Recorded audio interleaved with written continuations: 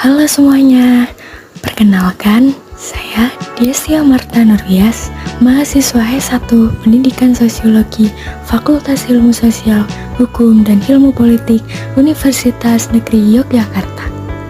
Guna memenuhi tugas ujian akhir semester mata kuliah studi bersekolahan, di sini saya menuangkan ide tentang sekolah keberlanjutan ramah lingkungan bagi generasi Z. Apa sih itu? Yuk simak selanjutnya.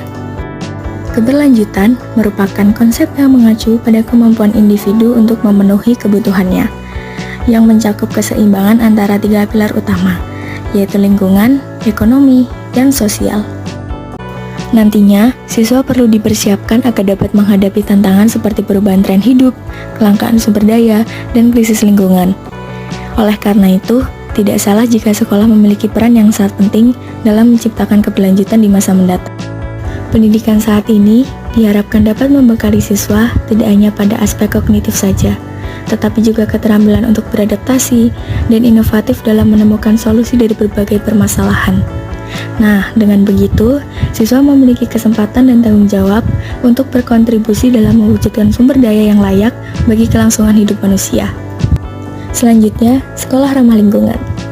Sekolah ramah lingkungan adalah institusi pendidikan yang mengadopsi praktik-praktik keberlanjutan dalam aktivitas pembelajarannya. Selain itu, sekolah ramah lingkungan juga memberikan berbagai manfaat. Salah satunya seperti menciptakan lingkungan belajar yang sehat dengan kualitas udara yang baik. Pernyataan tersebut didukung oleh pendapat para peneliti yang mengatakan bahwa lingkungan sehat tidak hanya memberikan kesempatan para siswa untuk meningkatkan kebugaran fisik, tetapi juga penerapan gaya hidup yang menyenangkan dan produktif, sehingga motivasi dan konsentrasi belajar siswa akan meningkat. Yang paling penting, pendidikan berbasis pada lingkungan akan memberikan pengalaman belajar siswa yang bermakna dan kontekstual, serta membentuk budaya agar siswa dapat ikut serta menjaga dan melestarikan lingkungan. Integrasi pendidikan berkelanjutan ini dapat dilakukan dengan melibatkan aspek kurikulum di sekolah, yakni mata pelajaran dan ekstrakurikuler.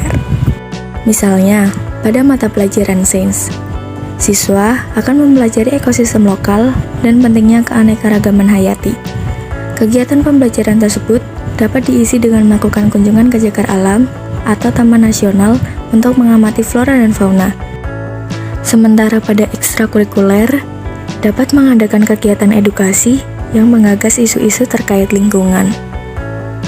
Tentu saja, inisiatif ini memiliki keterlibatan dengan berbagai pihak komunitas dan ragam programnya. Yang pertama, ada Green Market. Program ini berupa pasar bulanan di area umum dengan menjual produk kerajinan lokal, organik, dan ramah lingkungan yang telah dikreasikan oleh para siswa serta melibatkan masyarakat setempat dan menghadirkan komunitas tertentu untuk memberikan edukasi tentang keberlanjutan. Kedua, ada Clean Up Day, yaitu merangkul komunitas untuk berpartisipasi dalam jadwal kegiatan membersihkan lingkungan sekitar seperti jalanan, pantai, sungai, dan sebagainya. Dengan begitu, pihak penyelenggara sekolah akan mendapat bantuan teknis berupa alat kebersihan untuk daur ulang. Ketiga, ada kebun sejuta umat. Melalui pemanfaatan lahan kosong, dapat didirikan kebun bersama yang ditanami sayuran, buah, dan tanaman hias. Kegiatan ini dimulai dengan workshop tentang pelatihan teknis.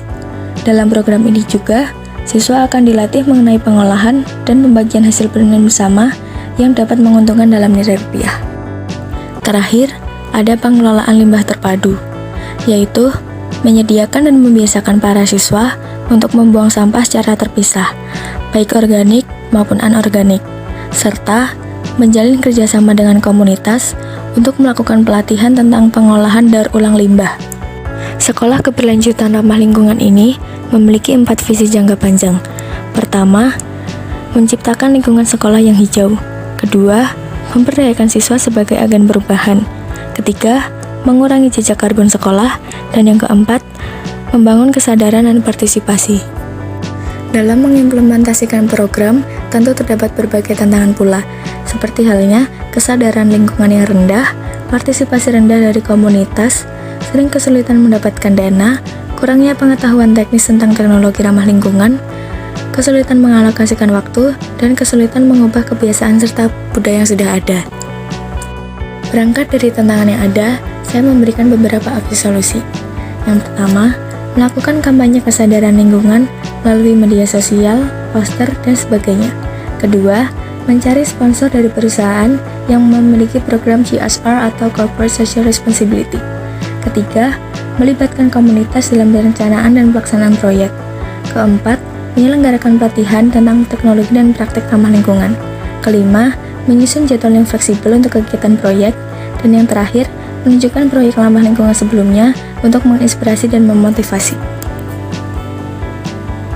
Berikut contoh implementasi sekolah berkelanjutan ramah lingkungan yang sudah ada.